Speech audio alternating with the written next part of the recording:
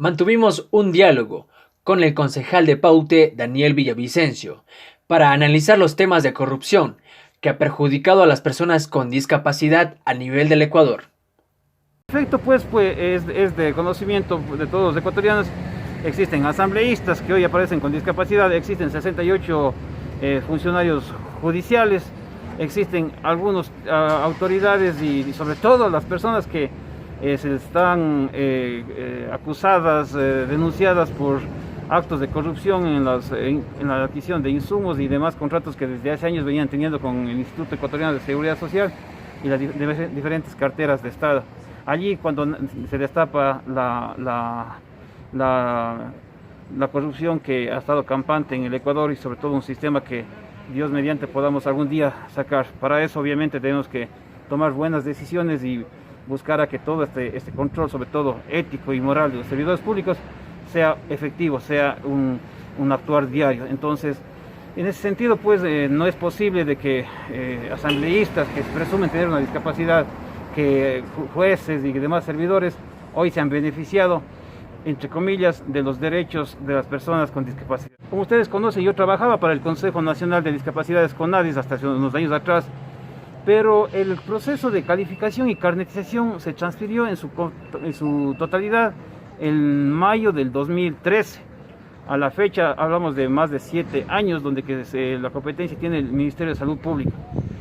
Una persona cuando requiere obtener un carnet de discapacidad, primero tiene que sacar un turno al call center número 171.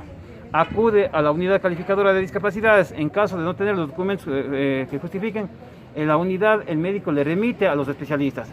Entonces, para obtener un carnet tiene que tener el formulario 107 de calificación de discapacidad llenado por un especialista, llámese oftalmólogo, otorrinolaringólogo, cardiólogo, traumatólogo, fisiatra, audiólogo y las demás especialidades que existen, ¿no es cierto? En ese sentido, con esos certificados vuelven donde la unidad calificadora, y la unidad calificadora, que está compuesta por un médico calificador, un psicólogo y un trabajador social, aplican la tabla de valoración, el baremos internacional de personas con discapacidad, de minusvalía que se llama, y le dan un porcentaje. Entonces, ¿por qué me permito explicar todo esto? Porque hay una cadena de existir la falsificación y el uso doloso, hay una cadena de personas que involucraron y son parte de esta corrupción.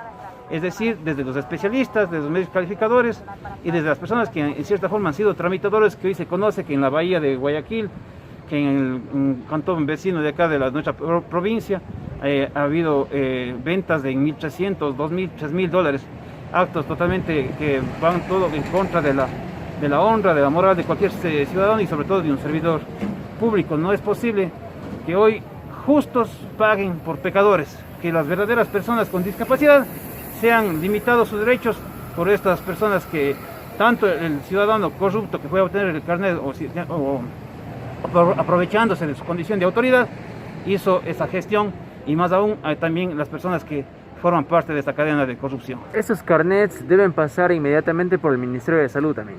El Ministerio de Salud Pública es el responsable de la emisión de los carnets de discapacidad. Entonces aquí las autoridades de control, autoridades judiciales, Fiscalía, Contraloría y demás órganos correspondientes tienen que hacer una auditoría a la emisión de los carnets de los últimos 2, 3, 4, 5 años, y también la Fiscalía, al encontrar mérito, instruir y remitir al juez para que pueda ser sancionado. Además de eso hay delitos concurrentes, además de lo que dice el artículo 170 del Código Orgánico Integral Penal, que la falsificación y uso doloso de documento falso, falsificación, responsables médicos y médicos especialistas, servidores del Ministerio de Salud Pública, y uso doloso de documento público falso, la persona que fue calificada y canonizada sin tener la condición de discapacidad. Entonces hay una pérdida de valores en los ciudadanos que, aprovechándose de estas medidas de acción afirmativa o beneficios, entre comillas, han obtenido este carnet. Y las medidas de acción afirmativa o beneficios que han sido generados y creados para las personas con discapacidad son derechos consagrados para equiparar oportunidades. Hay personas que en sillas de ruedas, en muletas, andadores, tienen que adquirir o renovar cada cierto tiempo su ayuda técnica, se suministran medicamentos, es una forma de equiparar oportunidades. Pero vemos que apenas obtuvieron el carnet, enseguida a importar vehículos.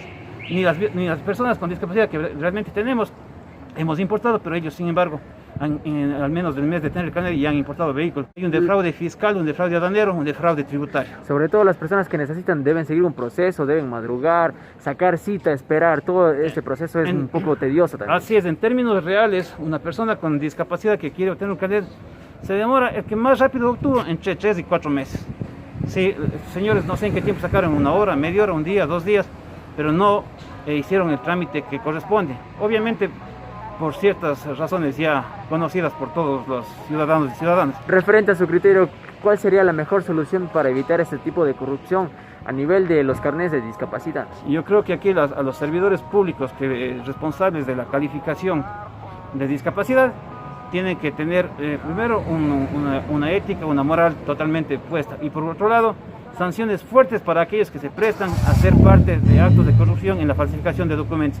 Y no solo de los carnets de discapacidad.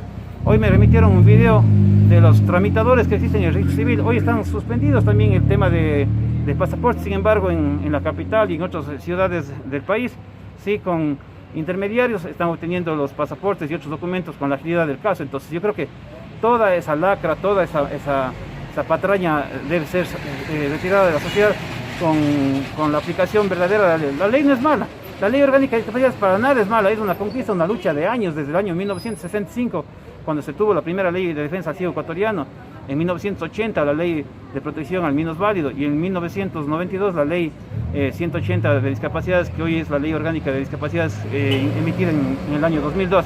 La ley es perfecta, es buena, quizás falta cosas, pero hay que mejorarla, porque las normas en el país, los derechos son progresivos y no regresivos. En la época de pandemia, cuando estaba suspendida la calificación y canonización, hay una unidad calificadora en Guayaquil que emitió cerca de 500 carnets. Entonces vemos que hay oportunismo, aprovechamiento de los diferentes, tanto de los ciudadanos como también de los servidores responsables de estos procesos.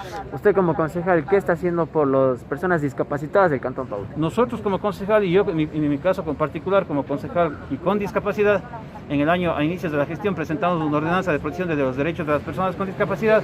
Está aprobada, está publicada en el registro oficial. Es por eso que un llamado, aprovechando el espacio, para que las personas con discapacidad que tengan bienes, predios y demás trámites que requieran hacer en el municipio son totalmente gratuitos.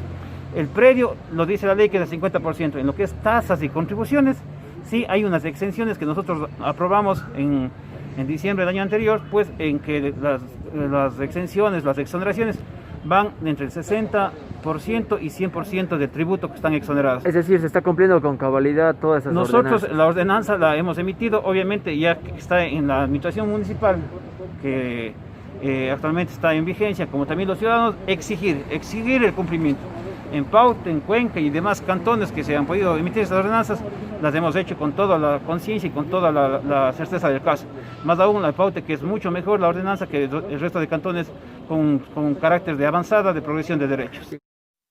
Para Noticiero 593 y Radio Constelación, informó Alberto González.